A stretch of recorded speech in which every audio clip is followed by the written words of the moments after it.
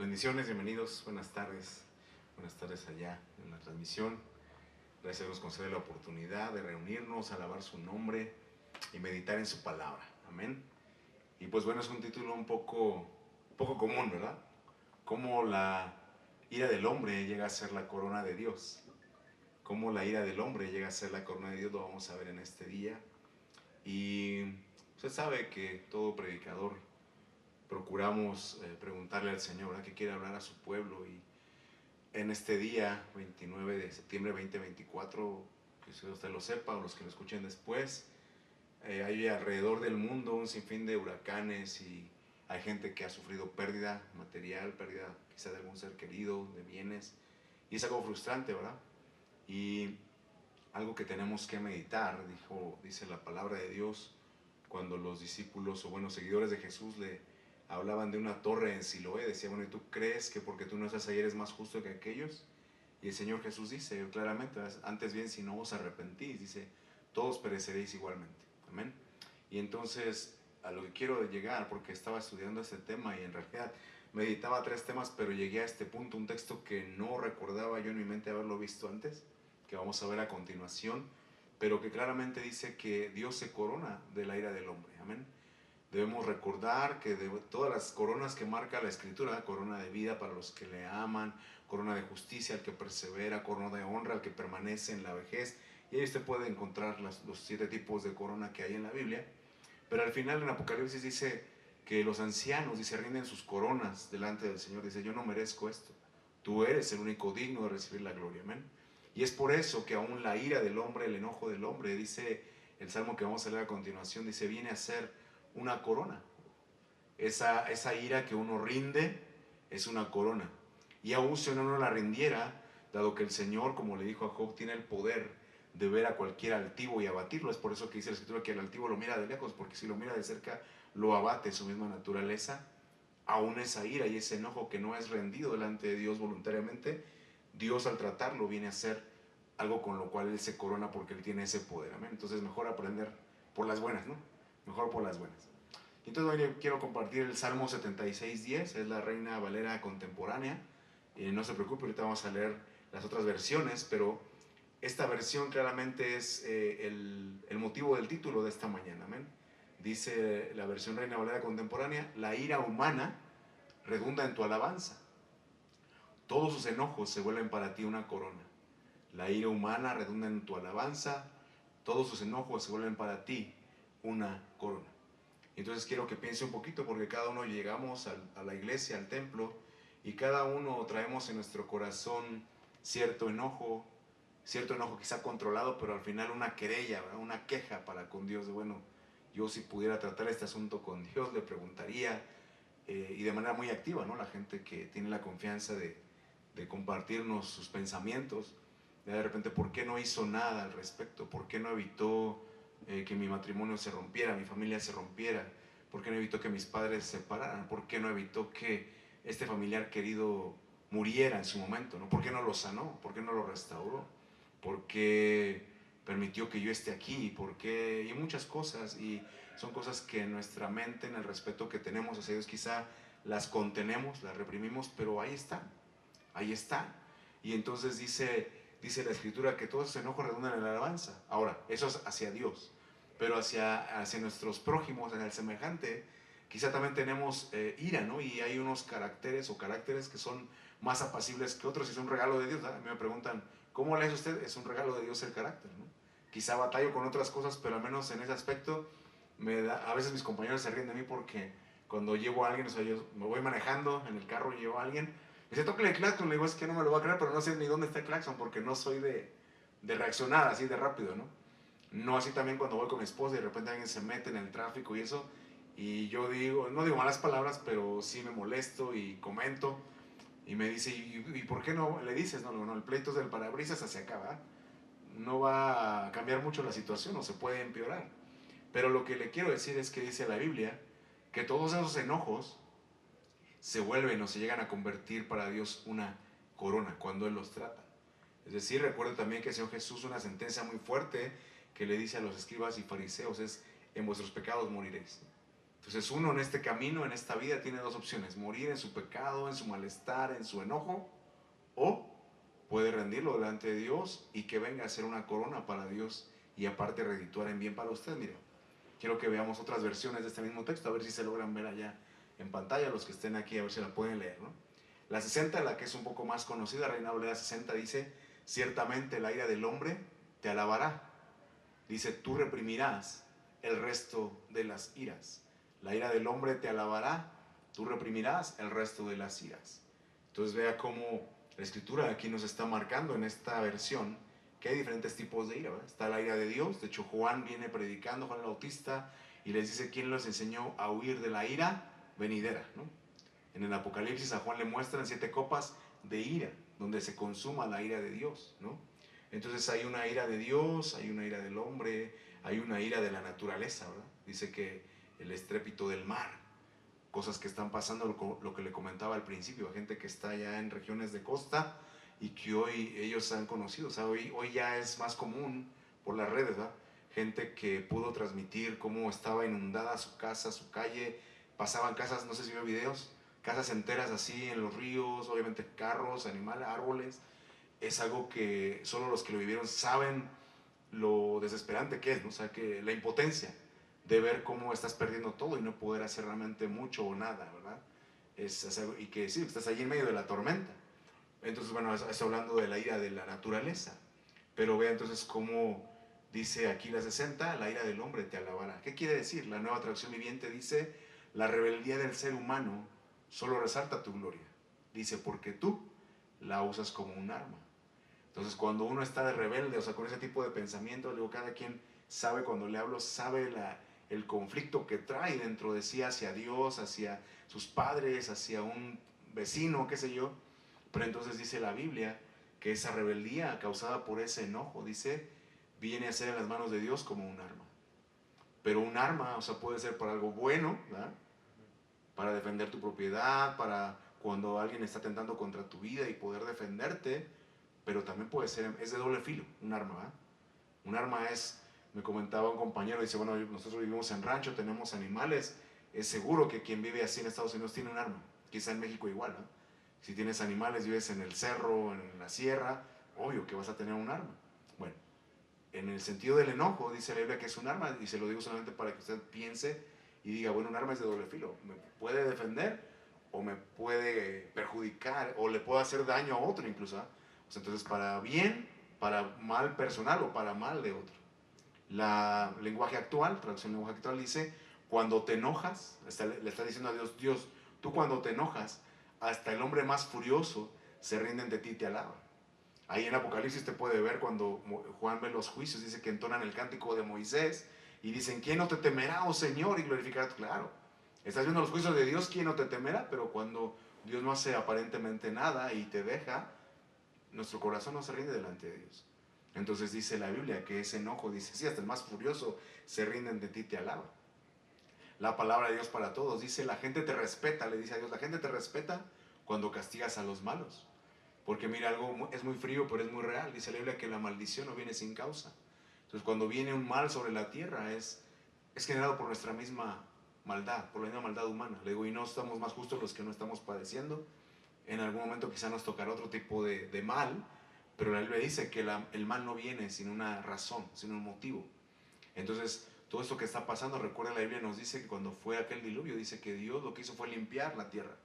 Murió toda carne. Amén.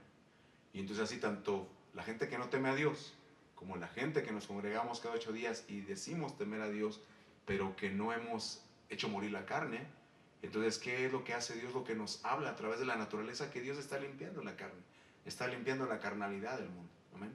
Todos esos lugares, o sea, yo sé que hay gente cristiana, gente de Dios, y que al final terminamos todos ahí, ¿verdad? Pero así como a Noé, Dios le proveyó un arca donde lo salvó a él, a su familia, a los animales, pero la demás gente pereció. Y es algo, a mí me impacta porque la Biblia no da el número de cuánta gente murió en aquel diluvio. Solamente dice muy certeramente, específicamente, 8 personas fueron salvas por agua. Amén. Entonces vea, entonces dice aquí, la gente te respeta cuando castigas a los malos. Tú muestras tu furia y vea entonces lo que le digo aquí, podemos estar nosotros como la gente que está hoy padeciendo. Dice, los que sobreviven a ella te alabarán en un festival. Porque entonces dice, Señor, bueno, pues se perdió lo material, pero tengo vida.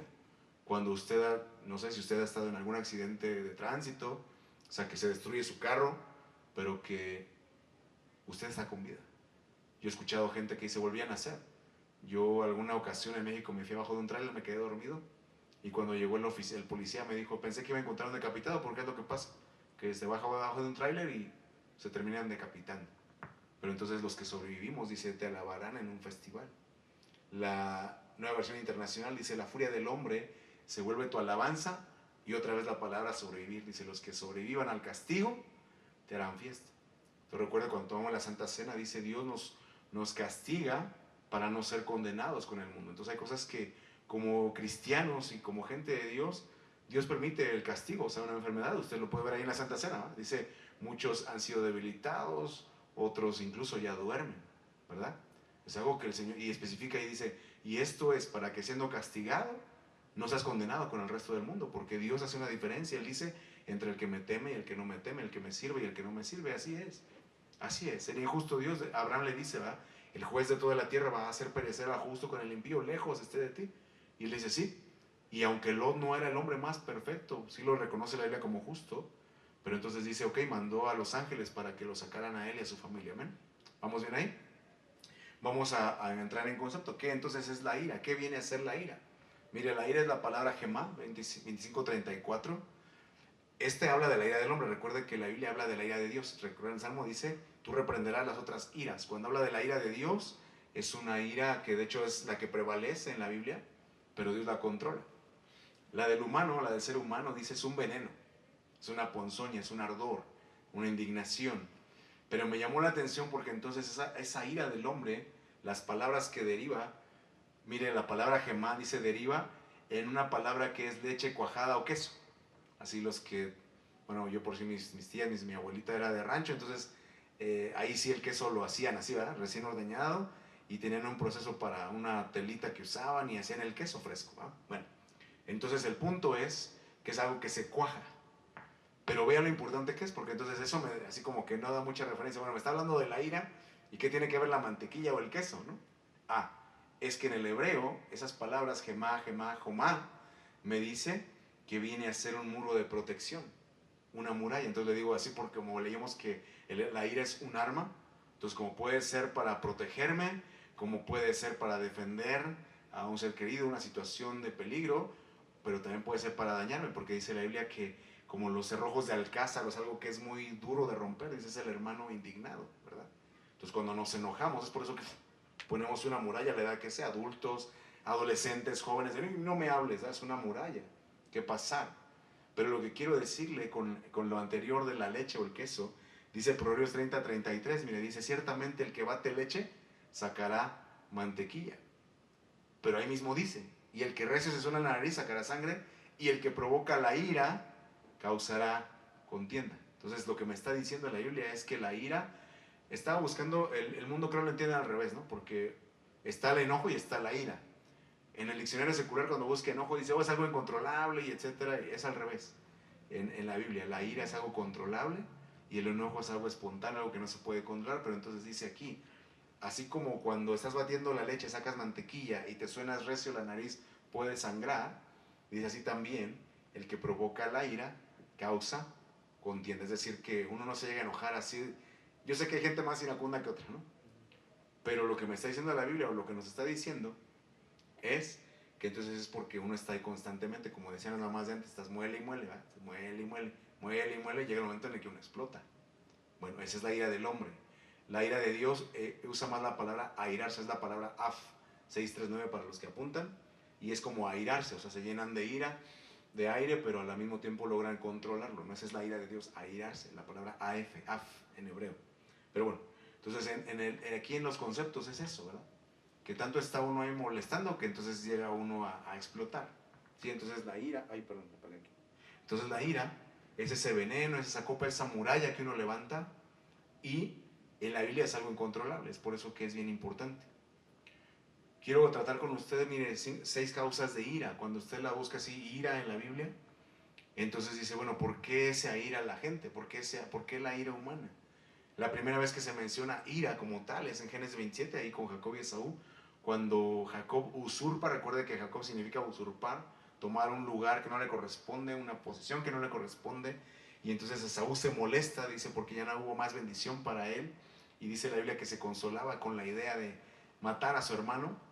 O sea, Esaú se consolaba con la idea de matar a Jacob, y entonces dice, el usurpar, cuando ves que alguien ocupa un lugar que no le corresponde, cuando dice ser algo que no es algo que naturalmente va a generar ira en el hombre. Génesis 49:7 es la bendición que Jacob, que Israel da sobre el pueblo de Israel, en la redundancia, sobre los 12 patriarcas, y entonces habla de Leví y Simeón, dice que armas de iniquidad fueron sus armas por la ira, dice, descoyuntaron bueyes, etc. Pero entonces eso, yo le puse ahí la palabra deshonra, pero la realidad es una palabra más fuerte. Se recuerda que esa ira que Simón y Leví terminaron, pues sí, matando a todos los hombres, a los varones de toda una población, fue porque habían abusado sexualmente de su hermana. ¿Se acuerda de Dina? O sea, están los 12 patriarcas de Israel y hay una mujer llamada Dina, que también es hija de Israel, y entonces cuando la deshonran, ellos explotan en ella. Entonces hay cosas naturales, o sea, es algo, quiero que vea que la ira es algo entendible, ¿no? O sea, no es algo así como que, oh, es un pecado y no quiero ni tratarlo. No, no, no, no. Estoy mostrándole en la Biblia, dice las causas naturales, porque dice la Biblia, la ira del hombre llegará a ser tu corona, ¿sí se acuerdan? Bueno, entonces, la deshonra, está bien. Éxodo 32:19, cuando viene Moisés del monte con las tablas de la ley recién recibidas, recién escritas por el dedo de Dios, y ve al pueblo que le pidió a Aarón que le hicieran un becerro de oro, y los ve ahí desenfrenados, adorando al buey. Entonces dice, es un celo santo, dice, rompe las tablas en señal de que habían quebrantado el pacto, ni siquiera se los habían dado, ya lo habían quebrantado, pero es un celo santo. Recuerda cuando Jesús volcó las mesas, dice, sus discípulos se acordaron que está escrito, el celo de tu casa me consume. Entonces hay un celo santo. Entiendo que hay un celo santo por el cual muchos pastores nos están regañando siempre, ¿no? Espero que sea un celo santo y no el que viene a continuación, un celo carnal, porque van pegaditos. Pero hay un celo santo. En el Señor Jesús volcó las mesas. Obviamente es sabio Dios, porque volcó las mesas, volcó las monedas, pero dice a las palomas, dice, quiten esto de aquí, esos no, a los animalitos no los maltrato. Dice, quiten esto de aquí, para que usted lo busque ahí en los evangelios. Pero entonces hay un celo santo y genera ira. Hay un celo carnal. Primero de Samuel 17:28, recuerda que es ahí donde es la batalla de David y Goliat. Primero de Samuel 17, aquí es su hermano Eliseba, ¿verdad? Se enoja contra David, dice, es que tú eres morboso y has venido a ver la batalla, y se enoja. Pero de ahí también hemos estado estudiando a Saúl, ¿verdad? Cómo se volvió enemigo de David, pero eso es por un celo carnal. O sea, no es precisamente un celo santo, sino es un celo carnal, y de ahí muchos pasajes de la escritura caen aquí, en un celo carnal. Cuando los primeros hermanos, ¿verdad? Caín y Abel, Caín, ¿por qué ha decaído tu semblante? ¿Por qué estás enojado? Y no le responde Caín a Dios, pero le dice, si hicieras lo bueno serías aceptado, pero si haces lo malo, el pecado está a la puerta. Entonces vea cómo ese celo carnal trae mal también. Esther 1:12, recuerda, ahí dice el rey Asuero, dice, recuerda usted que le pide a la reina Basti que vaya y baile delante de todos, y ella se niega, y entonces dice que la ira del rey se molesta y la destituyen, ¿no? Ya no es una reina. Es por eso que eso le da lugar a Esther, la reina Esther. Cuando nos menosprecian, genera ira. Los que han sido menospreciados desde el vientre, ese hijo no es mío, yo no lo quiero, y ahora que muchos pelean por el poder terminar con ese proceso, eso espiritualmente se queda ahí. Independiente de lo que diga la ciencia, uno trae una raíz de rechazo. Y luego, ¿y por qué este niño es tan enojón? Habría que ver, si no es que fue rechazado desde el vientre, ¿no? Y a saber ese hijo de quién es, ¿no? Y solo las mujeres saben lo que padecen. Muchas padecen eso, pero ahí va a estar esa raíz. La frustración, Daniel 2:12, aquí el rey Nabucodonosor quería que le revelara sus sueños sin decirles cuál era, y esa frustración, si ustedes no pueden, entonces denle muerte a todos. Cuando Herodes se ve amenazado, que vienen los magos de Oriente, dice que se turbó Jerusalén, todo Jerusalén con él, y entonces dice, pues como no le dijeron dónde estaba el niño Jesús, manda a matar a todos los niños menores. Es una frustración que llega a atentar contra la vida de otro. Y ahí veo usted un Jonás que dice, estoy enojado hasta la muerte, y así en la realidad también. O sea que es sorprendente cómo es el corazón, o bueno, la maldad humana. Gente que ha dado muerte a otro porque estaba quizá en estado de ebriedad, alcoholizado, drogado, intoxicado es la palabra, y que le dijeron, ya no, mira, ya no tomes, ¿y qué me tienes tú que decir? Cuando despiertan, yo le quité la vida a mi amigo, sí. Una frustración que atentó incluso contra la vida de otro. Y son causas de ira. Son causas de ira. Ahora, mire Santiago 1:20. Recuerda que vamos a llegar al punto donde nuestra ira, nuestro enojo llegue a sea una corona para Dios y no un arma de destrucción para nosotros. ¿Sí? Téngalo en mente así. Estamos tratando el enojo, vamos a ver cómo tratarlo, pero hay que ver. Santiago, el apóstol Santiago 1:20 en el Nuevo Testamento dice: la ira del hombre no obra la justicia de Dios. La ira del hombre no obra la justicia de Dios. De manera muy sencilla le puedo explicar. Usted conoce la nombrada ley del talión: ojo por ojo, 64 naciones. Ojo por ojo, diente por diente, ¿no?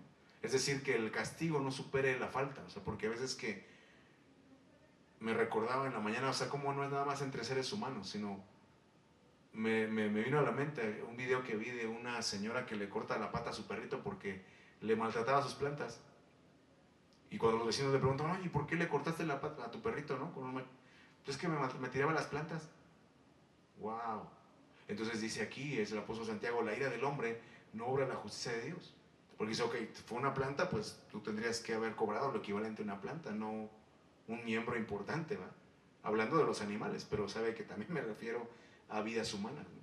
De repente algún problema en tráfico, y ahora ya es más común que antes, que se bajan con un arma y, oye, pues es que al final tú te terminaste metiendo, ¿no? Estaba viendo ayer la noticia igual de un señor que porque se le cerraron y pues él no pudo frenar y le pegó al otro carro, lo terminaron matando a golpes. O sea, la ira del hombre no obra la justicia de Dios. Es lo que está diciendo el apóstol Santiago.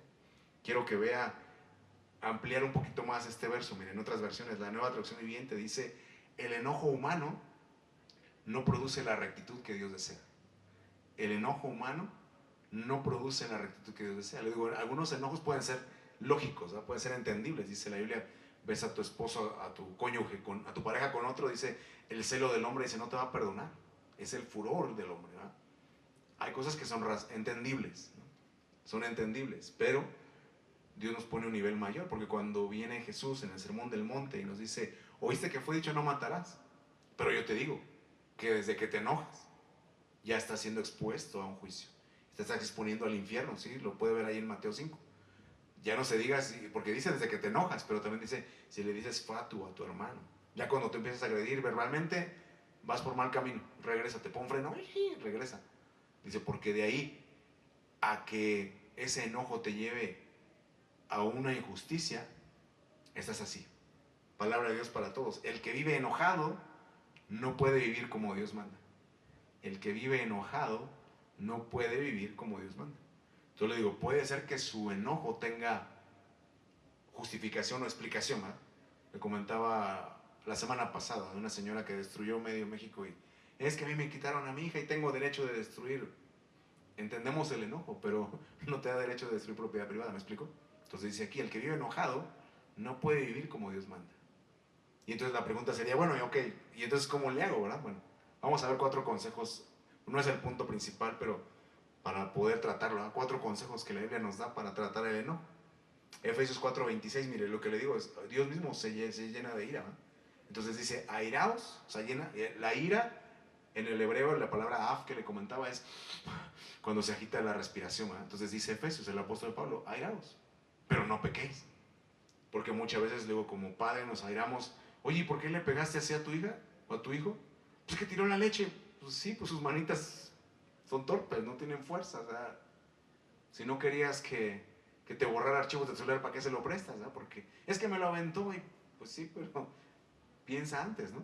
Entonces dice, airaos, o sea, pues sí, pues te tiran el iPhone 16 por allá, no sé cuánto cueste, ¿no? Aquí son como $1,000, $1,500, en México no sé, son miles y miles de pesos. Pero es bueno, no pequéis, bueno, pues ya yo cometí el error de prestártelo, pues ya, o sea, pues habrá que reponerlo, tendré que usar un Android, que no tiene nada de malo, vamos a hablar, pero airaos, pero no pequéis. No se ponga el sol sobre vuestro enojo, ni deis lugar al diablo. ¿Se da cuenta? Entonces, porque cuando uno tiene ese enojo, que está uno bufando, entonces nada más llega al enemigo, Caín terminó matando a Abel. ¿Sí explico? Entonces dice, airaos, pero no pequéis. Cuando el Señor se llenaba de ira, o sea, dice, lento para la ira y grande misericordia. Habacuc le decía, ¿verdad? Habacuc 3:2, en el día de la ira acuérdate de la misericordia. Dios se controla, pero también cuando no se controla, decía mi maestro del instituto, ¿verdad? Dice, si Dios es por nosotros, ¿quién contra nosotros? Pero si Dios es contra nosotros, ¿quién por nosotros? ¿Verdad? Si lo hacemos enojar, Él es una persona. No es así como, ay, tú eres Dios, tú aguantas todo. No. Llega un momento en el que se va a molestar también. Amén. No des lugar al diablo. Santiago 1:19, por esto, mis amados hermanos, fíjese qué nos dice aquí para poder tratar el enojo. Tenemos ahí interferencia. Dice, todo hombre sea pronto para oír, tardo para hablar, tardo para irse. Pronto para oír, tardo para hablar, tardo para irse. Santiago habla mucho de la lengua. Dice, el que refrena su lengua es un hombre perfecto. El que no ofende con palabras es un hombre perfecto. Y capaz de refrenar todo el cuerpo también. Entonces, si logras refrenar lo que vas a decir, olvídate de que puedas controlar si vas a agarrar el cinturón, la chancla, porque bueno, me estoy refiriendo a hombres, pero si alguien nos enseña la violencia en casa es la mamá, es la madre, ¿sí? ¿Quién tiene la fama de la gente hispana de usar la chancla? La mamá. Papá, somos buena onda. Pero entonces dice aquí todo hombre, o sea, todo hombre o mujer, sea pronto para oír, tardo para hablar, tardo para irarse. Porque entonces el verso 20, ¿se acuerda que lo leímos? Dice, porque en la ira del hombre no obra la justicia. Entonces, ¿qué tengo que hacer para manejar el enojo, hermano? Escuche. Tenemos 2 oídos para escuchar, una boca para hablar, y pues ya la ira está adentro, ¿eh? Pero respirar te ayuda, amén. Mire, Proverbios 15:1, usted se lo sabe, ¿no? En la versión 60 dice, la blanda respuesta aplaca la ira. Me gustó la versión de las Américas, dice, la suave respuesta aparta el furor. Pero vea como dice aquí, más la palabra hiriente, obvio que hace subir la ira, ¿eh? Porque a veces uno es bien de, ay, yo no sé por qué se enojó, ay, yo no sé por qué te ofendes. Y ahora uno se ofende porque el otro se ofende, ¿no? Ay, pues si yo te lo estoy diciendo en buena onda, pues sí, pero me estás diciendo una palabra hiriente al final, ¿verdad? Y a veces pasa como que no, es que tú, a veces nos defienden ellos que nos hieren, ¿no? ¿Por qué le dices tú cosas así como casi nada más yo lo puedo herir? Nada más yo lo puedo ningunear, ¿no? Pero entonces cada uno tenemos que ver hacia autoridad, hacia nuestros semejantes, hacia abajo, ¿verdad? Nuestros hijos. La palabra hiriente hace subir la ira. Entonces no se pregunta, ¿y por qué te ofendiste? Pues, ¿fue hiriente o no fue hiriente lo que me dijiste? No, pues sí, sí fue hiriente. Y uno tiene que ver y decir, pues sí, mi mala intención, yo quise hacerte sentir mal. Quería sacar mi frustración, mi enojo, mi ira. Ay, qué feo estás, qué gorda no te queda. Y cualquier cosa que nos destruya. Palabra hiriente va a hacer subir la ira. Suave respuesta. Aparte del furor. Salmos 37:8, miren el lenguaje actual. Aquí pongan atención, dice, no des lugar al enojo, en primera. Pero la frase clave es esta, dice, ni te dejes llevar por la ira. No te dejes llevar. Eso es lo peor que puedes hacer. No te dejes llevar por la ira. O sea, si estás viendo que está incontrolable, entonces, si es así, ¿sabes qué? Me voy a dar una vuelta, voy a respirar. Ahorita, mira, déjame comer algo, no sé. Pero dice, no te dejes llevar por la ira. Amén. Pero ahora quiero mostrarle un ejemplo muy claro, bien claro, porque de aquí fue que empezó todo lo que le comenté esta mañana. Lucas 4:28, usted abre su Biblia y va a leer que dice, todos en la sinagoga. Entonces, la sinagoga obviamente sé que se refiere a gente judía, pero póngalo en nuestros días, ¿no? Como si usted fuera un cristiano de iglesia, va cada 8 días.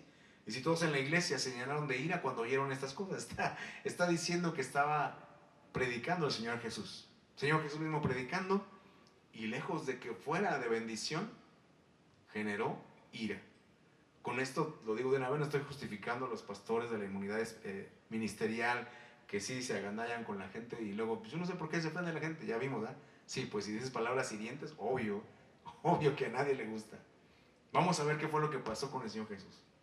Lucas 4:20-21, mire, dice, esta es la 2015, Reina Valera 2015, dice, enrollando el libro, está hablando del Señor Jesús, enrollando el libro, está hablando del rollo del libro de Isaías, profeta Isaías, dice, lo dio al ministro y se sentó. Los ojos de todos en la sinagoga estaban fijos en él. Entonces comenzó a decirles, hoy se ha cumplido esa escritura delante de vosotros. Sí, el Señor Jesús lee al profeta Isaías y es glorioso. O sea, usted ya en su mente ya hizo el clic, ¿verdad? Ya sé de qué habla el Señor Jesús. Y nosotros lo tomamos así como, Señor, gracias porque, le voy a poner el verso, ¿no? Porque el Señor Jesús dijo, o sea, leyó y dice, el Espíritu del Señor está sobre mí por cuanto me ha ungido, me ha enviado para dar buenas nuevas a los pobres, me ha enviado a sanar a los quebrantados de corazón, a pregonar libertad a los cautivos, vista a los ciegos, poner en libertad a los oprimidos y a predicar el año agradable del Señor. Y uno lo ve y dice, Señor, gracias porque yo soy un quebrantado de corazón y si esa escritura se cumple hoy, yo sé que mi corazón va a ser sano. El que es invidente, el que estaba ciego, como dijo aquel, yo solo sé que antes era ciego, pero ahora veo, ¿no? y sería algo glorioso para nuestras vidas. Señor, eso vine necesitando yo hoy, que tú ampliaras mi visión, renovaras mi visión. Si soy un pobre y estoy pasando un problema financiero, he intentado una, otra y todo me fracasa, obvio que recibir una buena nueva sería gloriosa. Muchos venimos a Señor, ojalá y hoy levanten una ofrenda para mí. Buena nueva para los pobres, ¿no? Quebrantados de corazón, libertados los cautivos, aquel que está batallando con algo. Sería glorioso escuchar, ¿no? Hoy se cumple esa escritura, ¿no? Hoy se cumple esa... Oh, gracias, Señor. Pero entonces en la gente de aquel lugar, dice, todos en la sinagoga señalaron de ir. Señor, así como no de este lado, no entendí, Señor. Tú venías a sanar a los quebrantados, a darle vista a los... ¿Por qué se enojaron, Señor? ¿Verdad? Bueno, quiero enseñarle un salmo antes. Salmo 105, 19. Dice, hasta la hora en que se cumple la palabra, está hablando de José. Si hasta la hora que se cumplió su palabra, el dicho de Jehová lo probó. Entonces, el que venga el Señor Jesús y te cumpla algo que está escrito, una promesa, lo que va a pasar es que esa palabra te va a aprobar. No es nada más, lo que quiero decir claramente no es nada más lo externo, que la gente que estaba invidente recibiera la vista. No es nada más que aquel que estaba con una dolencia en su corazón, hablando de un quebrantamiento espiritual en el alma, recibiera la sanidad ese día, sino que Dios siempre va más allá, va más profundo. Dios ve los pensamientos y las intenciones del corazón. Vea por qué. Regresando a Lucas 4, vemos que cuando el Señor Jesús entrega el libro, Lucas 4:23, dice el Señor Jesús, sin duda me dirás este refrán, médico, cúrate a ti mismo. Dice, de tantas cosas que hemos oído que se han hecho en Capernaum, haz también aquí en tu tierra. Recuerde que el Señor Jesús estaba en Galilea, ¿sí?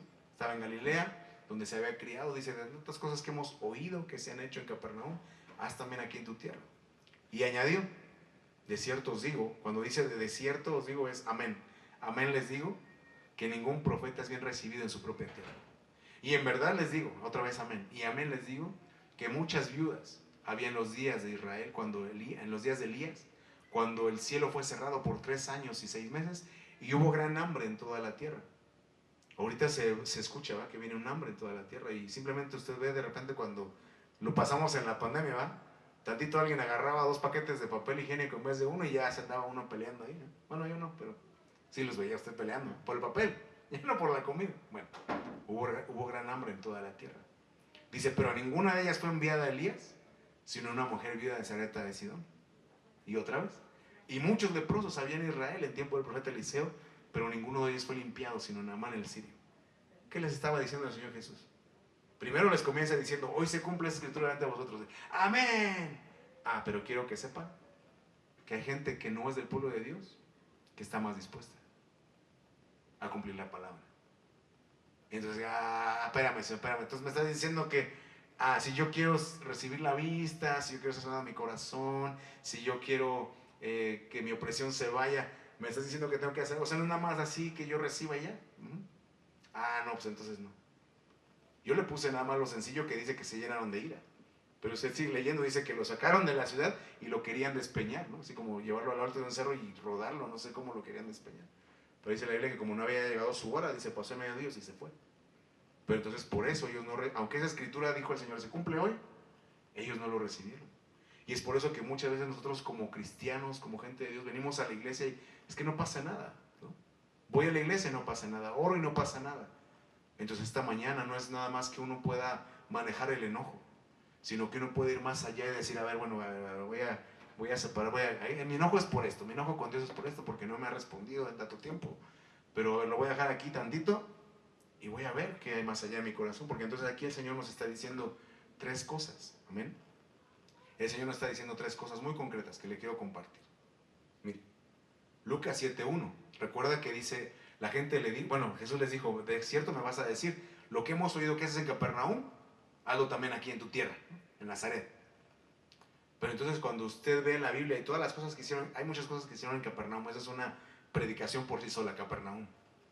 Pero entonces Lucas 7:1 dice, después que terminó sus palabras al pueblo que lo oía, entró en Capernaum, está hablando el Señor Jesús. ¿Qué pasó aquí? Es cuando viene un centurión, un soldado romano, jefe de 100, centuria, 100, y entonces no intercede ni siquiera por él, sino por su siervo, ¿se acuerda? Dice, Señor, es que tengo un siervo enfermo en casa, mira, Y entonces el Señor le dice, ok, yo voy y lo voy a sanar. Yo voy y lo voy a sanar. Y el centurión reacciona, le dice, Señor, yo no soy digno que entres en mi casa. Mira, ¿quién corto soy? O sea, soy un soldado romano, Señor. No sé si extorsionaba, si sobornaba como cierto gente de México, yo no sé. Pero dice, yo no soy digno que entres en mi casa. Pero di la palabra y sanará. Dice, porque yo también soy un hombre bajo autoridad. A este le digo ve y va, y al otro ven y viene. Y así yo sé, yo creo que si tú das la palabra, conforme a tu palabra será hecho.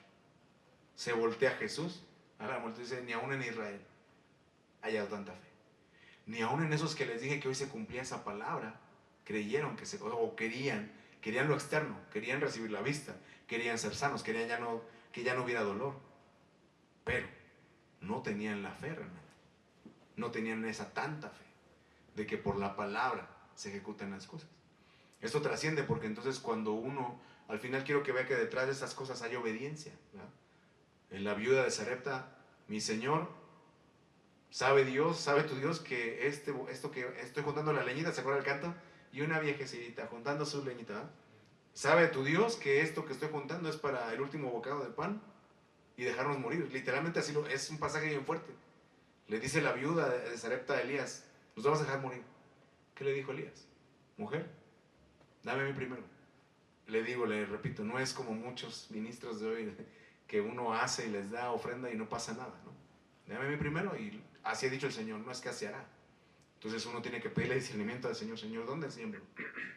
Hay mucho lugar que necesitamos, ¿verdad? Que necesita. Ahorita hay gente que está pidiendo y yo sé que lo va a hacer, o sea, lo va a hacer llegar al necesitado. Pero preguntémosle al Señor, y sobre todo la fe, ¿verdad? Señor, yo tengo fe. O sea, entonces lo que le decía es, tengo fe, Señor, que si yo digo la verdad, me va a ir bien. Aunque no nos vaya bien, ¿sí me estoy explicando? Pero la obediencia, o sea, tengo fe en tu palabra. Sé que me conviene hacer las cosas a tu manera. Sé que me conviene vencer el mal con el bien, es lo que le quiero decir. Porque chocan la mente, ¿cómo? ¿Cómo yo voy a vencer el mal con el bien? No, me se van a agarrar de bajada. Al nivel que sea escuela, trabajo, vecindario. Pero entonces entra aquí la fe, Señor, yo creo tu palabra. ¿Cómo va a ser que si yo ofrendo y diezmo? ¿No? O sea, sabe que aquí no es nuestra primordial situación pedir, ¿no? Pero eso es un asunto de fe. ¿Cómo va a ser? Pues, y por eso no ofrendo y no diezmo, porque no me alcanza. Bueno, por eso no te alcanza, porque dijo el Señor, prueba dónde me ahora en esto. Pruébame. Aquí estás tú, o sea, que gracias a Dios aquí estás y te lo dije un día, lo que tú ofrendaste, ahí está. Digo, wow. O sea, cosas que la gente dice, ¿cómo?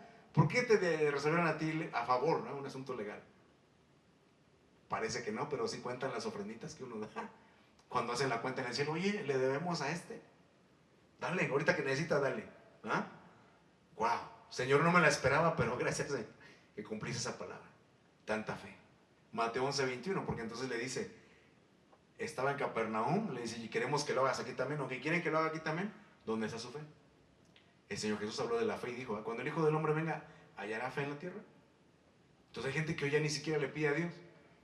Tiene una dolencia, y quizá cuando uno está en su país, ahí no hay muchos recursos, uno no hay más que, si no le alcanza ni para el doctor Simi, pues uno sí usa la fe, ¿verdad? Señor, me está doliendo aquí bien feo, sáname por favor. Y uno ejerce la fe. Señor, pues me voy a tener que ir caminando ahorita de la iglesia porque sabes que no tengo para mi pasaje. El que lo vivió sabe a lo que me refiero. Y el Señor lo guarda, Señor, permíteme llegar, ¿no? Que no me vayan a asaltar en el camino. Pero uno está ejercitando la fe. Pero cuando uno tiene abundancia, así como que deja de pedirle a Dios. Hasta que viene una situación de emergencia. Como le digo, es bien triste los videos de esta temporada, México, Estados Unidos. Y, hey guys, estoy perdiendo todo.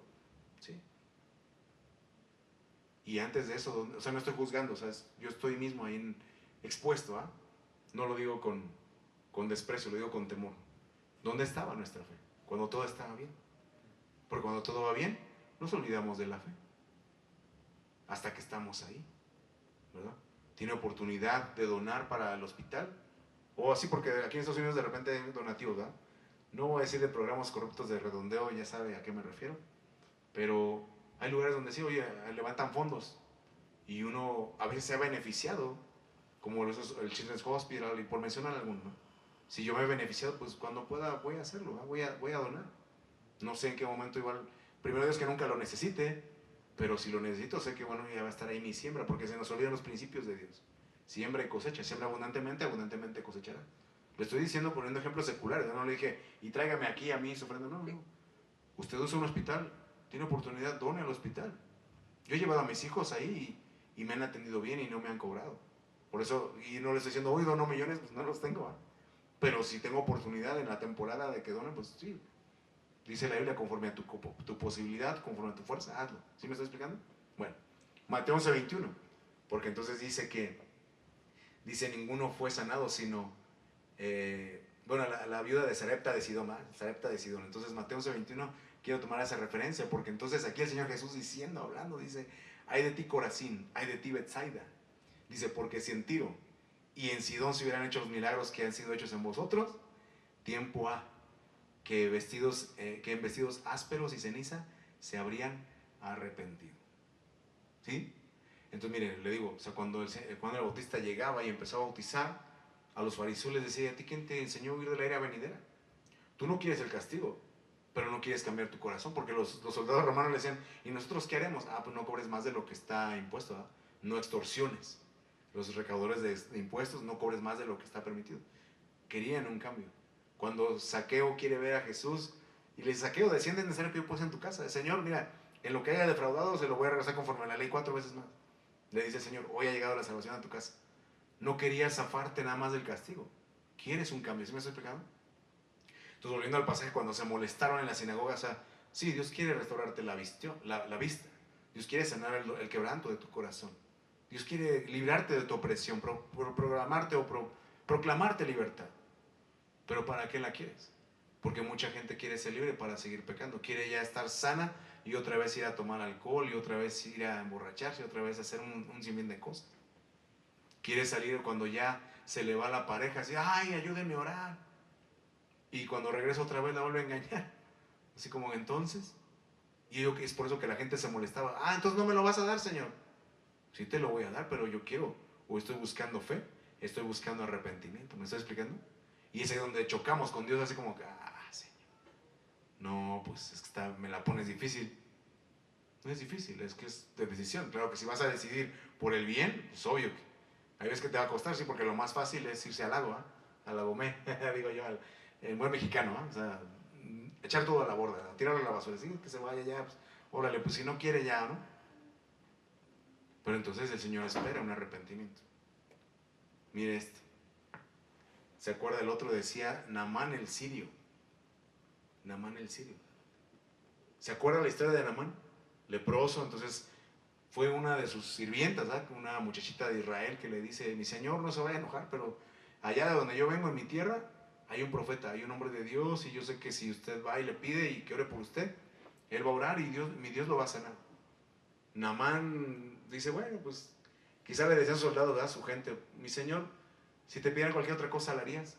Pues sí, pues nada pierdes. Y bueno, quizá con esa mentalidad va. Y ni siquiera lo atiende el profeta cuando va y manda ya al siervo, a Giesi.